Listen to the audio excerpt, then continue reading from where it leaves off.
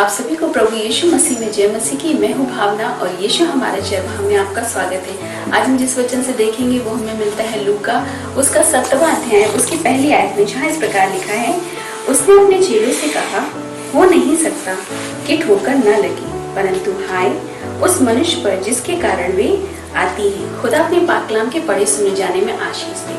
अजीजों, देखिए कितनी अच्छी बात यहाँ परमेश्वर ने अपने चेलों से कही है कि हो नहीं सकता कि ठोकर ना लगे, यानी हमें ठोकर लगेगी। जब हम जिंदगी की ओर आगे बढ़ते हैं, मसीह जीवन में आगे बढ़ते हैं, तो हमें अपनी तरक्की की ओर आगे बढ़ते हैं तो ठोकर मारने वाले लोग हमें बहुत मिलते हैं। लेकिन परमेश्वर ने जैसे कहा है कि लगेगी, लेकिन जो हमें ठोकर लगाते हैं उन पर परमेश्वर ने क्या कहा है, उनको हाय कहा है। इसलिए हमें उन लोगों पर गौर करने की जरूरत नहीं है, क्योंकि उनसे बदला लेना परमेश्वर का काम है। लेकिन हम ऐसा नहीं सोचते हैं। हम जब अपनी जिंदगी में आगे बढ़ते हैं, मसीह जीवन में आगे बढ़ते हैं, अपने कैरियर की ओर आगे बढ़ते हैं, तो बहुत बार जिंदगियों में ऐसे लोग आते हैं जो हमें ठोकर लगाते हैं, जिनके कारण हम दुखी हो जाते हैं, परेशान हो जाते हैं, हताश हो जाते हैं और अपने लक्ष्य से हम पीछे हटने लगते हैं। लेकिन ये सब हमारे हाथों में होता है कि हम किस बात पे गौर करें। उस ठोकर पर जो एक व्यक्ति आया हमारी जिंदगी में और हमें कुछ बोल कर चला गया या कुछ कह कर चला गया, तो हम उसको अपने अगर दिल से लगाएंगे तो हम कभी भी ना मसीह जीवन में आगे बढ़ पाएंगे, ना अपने कैरियर में, ना अपने जीवन में। तो इसीलिए ऐसा नहीं है कि अगर हम, परमेश्वर ने साथ में ये भी कहा है कि ऐसा नहीं है कि ठोकर नहीं लगेगी, ठोकर लगेगी, ये लिखा हुआ है। तो हमें इसको किस तरीके से देखना है, हमें इसको बस अपने जीवन में लगा के नहीं रखना है, बल्कि अपने जीवन से कोई अगर ठोकर हमें मारता है तो हमें उस पर गौर नहीं करना है, हमें बल्कि उसको पीछे हटाकर आगे की ओर बढ़ना है। और जब तक हम ऐसा नहीं करेंगे हम आगे नहीं बढ़ पाएंगे। और इसके लिए जरूरी है कि हम उस ठोकर को परमेश्वर के लहू से इरेज कर दे, साफ कर दे, परमेश्वर के प्यार से साफ कर दे। क्योंकि परमेश्वर ने हमें ठोकर में बैठने की शिक्षा नहीं दी है कि अगर कोई हमारे जीवन में, मसीह जीवन में आगे बढ़ने से हमें रोकता है, या हमारे कैरियर में आगे बढ़ने से रोकता है, या जीवन में बढ़ने से आगे रोकता है, तो हम उसको रुक जाए। बल्कि हमारा काम रुकने का नहीं है, बल्कि आगे बढ़ने का है। जब हम आगे बढ़ेंगे वचन के अनुसार और अपनी जिम्मेदारियों को, अपने उस ठोकर को परमेश्वर के ऊपर छोड़कर, क्योंकि यहाँ परमेश्वर ने साफ साफ कहा है कि जिसके कारण वे आती है, उस मनुष्य पर जिसके कारण वे आती है, उस पर क्या कहा है, परमेश्वर ने हाय कहा है। परमेश्वर उसे देख लेगा। इसलिए हमें उस पर गौर करने की जरूरत नहीं है, बल्कि हमें एंजॉय करके और अपने जीवन में आगे बढ़ना है। क्योंकि जो लोग हमारे जीवन में तकलीफ देते हैं, ठोकर देते हैं, वो यही तो चाहते हैं कि हमारी बातों का उस व्यक्ति पर असर हो। और जब वो देखेंगे कि हमारी ठोकर का उस व्यक्ति पर कोई असर नहीं है, वो तो उसी प्रकार अपने जीवन में, मसीह जीवन में आगे बढ़ते चले जा रहे हैं, तो वो निराश और परेशान होंगे। तो हमें किनको निराश परेशान करना है, उनको जिन्होंने हमें ठोकर दी है, जिन्होंने हमें दुख और तकलीफ दी है। हमें अपने जीवन में कोई वो परेशानी नहीं लानी, क्योंकि हम, परमेश्वर ने जैसे कहा है ना कि ठोकर आएगी, लेकिन हमें उसे पकड़ के नहीं रखना है, हमें उससे बाहर निकलना है। क्योंकि जब तक हम उसमें बाहर नहीं निकलेंगे हम अपने जीवन को आगे नहीं बढ़ा सकते। तो परमेश्वर से हम मदद मांगे, परमेश्वर के उस प्यार से, परमेश्वर के उस लहू से उस ठोकर को धो ले और अपने जीवन में आगे बढ़े। जो लक्ष्य परमेश्वर ने हमारे सामने रखा है उसको हम पाए।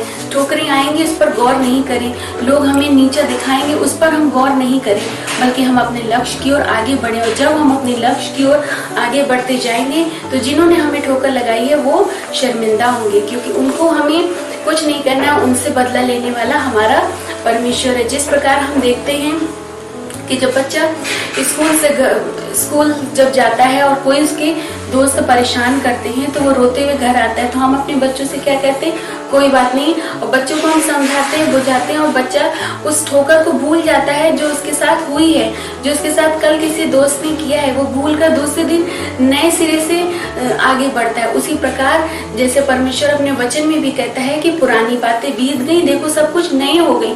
तो हमें इस ठोकर को बुलाना है और अपने जीवन को नए की तरफ आगे बढ़ाना है। और जब हम आगे बढ़ाएंगे तो हम परमेश्वर के वचन के अनुसार अपने जीवन को बिताने वाले होंगे। क्योंकि परमेश्वर ने हमें कहीं नहीं लिखा कि कोई भी हमारे जीवन में दुख, तकलीफ, गम या ठोकर आए उसे हम लेकर, उसे हम समेट कर बैठे रहेंगे। सब हमारे ऊपर निर्भर करता है कि हम परमेश्वर की वचन के अनुसार अपने जीवन में आगे बढ़े, कि अपनी सोच, अपनी समझ या दूसरों की सोच के अनुसार अपने जीवन को आगे बढ़ाएं। हमें दूसरों की सोच से अपने जीवन को आगे नहीं बढ़ाना है, हमें अपने परमेश्वर से बात करनी है, अपने परमेश्वर से पूछना है कि हे प्रभु, हमें किस राह पे चलना है, क्या हमारे अंदर ये कमी है।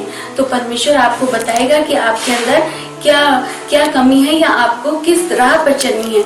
बस परमेश्वर पर भरोसा करके अपने जीवन में आगे बढ़ाएं और ठोकर पर आप ठोकर से रुके नहीं बल्कि आगे बढ़े। तो आज हम तमाम उन लोगों के लिए प्रार्थना करते हैं जो इस ठोकर के कारण अपने जीवन में हताश, निराश और परेशान है, और परमेश्वर के इस वचन से उनके जीवन में वो आशा आ सके, वो उस ठोकर को वहीं छोड़ सके, वो उस निराशा को वहीं छोड़ सके जो किसी व्यक्ति के द्वारा उनके जीवन में आई है। क्योंकि परमेश्वर जैसे अपने वचन में कहते हैं, ठोकर तो लगेगी परंतु हाय उस मनुष्य पर जिसके कारण वो आती है। तो उस मनुष्य पर परमेश्वर ने हाय कही है, हमें सोचने की जरूरत नहीं है। तो आइए दुआ करते हैं।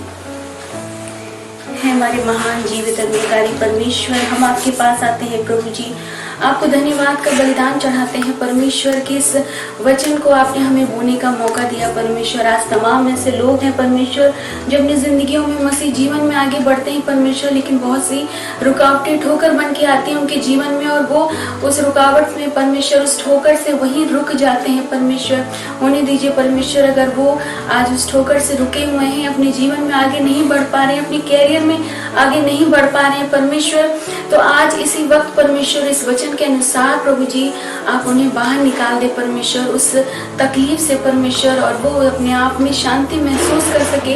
क्योंकि कोई भी ठोकर हमें परमेश्वर के प्रेम से अलग नहीं कर सकता, कोई भी ठोकर हमें हमारे जीवन में आगे बढ़ने से नहीं रोक सकता, और जो भी हमें नुकसान पहुंचाता है या हमारे जीवन में ठोकर लाता है, उससे जैसा वचन कहता है परमेश्वर उस पर हाय कहता है, परमेश्वर उसे देख लेगा। इसीलिए हमें उसके बारे में सोचने की जरूरत नहीं है, और हमें अपने जीवन को परमेश्वर को सौंप कर आगे बढ़ेंगे। जिंदगियों में ठोकर चाहे जितनी आए, लेकिन अगर हम विश्वासी हैं तो हमें ये ठोकर हमारे आगे हमें रुकावटें नहीं पैदा कर सकती। तो होने दीजिए परमेश्वर, इस वचन के अनुसार आज वो तमाम लोग उस ठोकर से बाहर निकल सके, अपनी जिंदगी में आगे बढ़ सके, तरक्की कर सके, मसीह जीवन में आगे बढ़ सके, आपको पहला स्थान दे सके, और निराशा और परेशानी उनके जीवन से हमेशा हमेशा के लिए जाने वाली हो सके परमेश्वर। इस छोटे से दुआ को बड़े विश्वास के साथ प्रभु जी आपके बेटे अपने खुदावन यीशु मसीह के नाम से मांगते हैं, सुनियो, कबूल कीजिए,